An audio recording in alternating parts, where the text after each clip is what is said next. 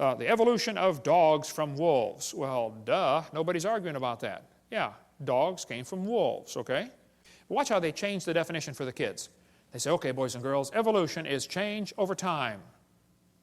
Is that really what they mean? Watch this carefully now. In other words, living things have changed over time. Wait. Are you going to skip over the first four? They just want to bypass the first four stages like it's not part of the theory? Well, then you don't have a coherent theory. Then they say, evolution is defined as a change in species over time. Now they're down to what I believe in. I think species can change. I think you can get some really weird varieties of animals, but they're still the same kind, okay? This is a lie, kids. That's not really what they mean by evolution. They want to give you examples of number 6 and make you believe that the whole theory has been proven. Don't get brainwashed. Most evolutionists will say, well, macroevolution is just micro with longer periods of time. No, it's not. They had a big conference on this very question in Chicago. They said the central question of the Chicago conference was whether the mechanisms underlying microevolution can be extrapolated to explain the phenomena of macroevolution. The answer can be given as a clear no.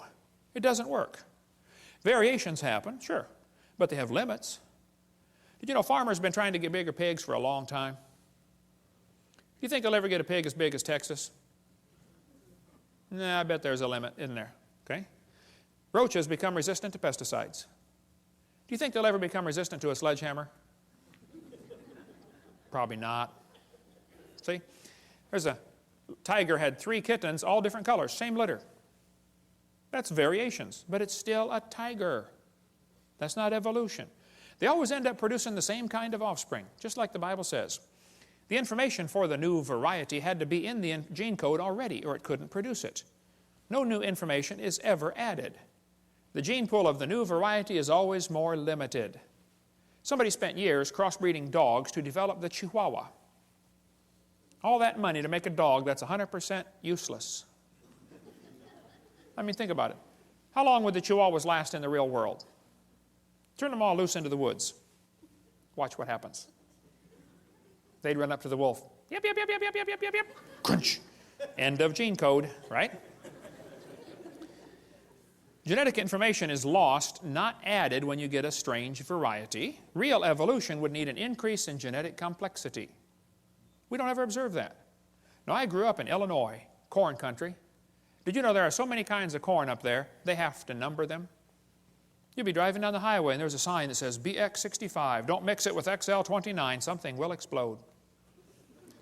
But folks, you can crossbreed corn from now till the cows come home and you are always going to get corn. You're never going to get a hamster or a tomato or a whale to grow on your corn stalk. It just ain't going to happen, okay? There's a whole variety of dogs in the world, and they might have had a common ancestor. A dog. There's BBC News. It looks like 95% of current dogs came from just 3 original founding females. Hey, they're getting closer. Right here it says, today's dogs come in all shapes and sizes, but scientists believe they evolved from just a handful of wolves tamed by humans living in or near China less than 15,000 years ago. They're getting closer.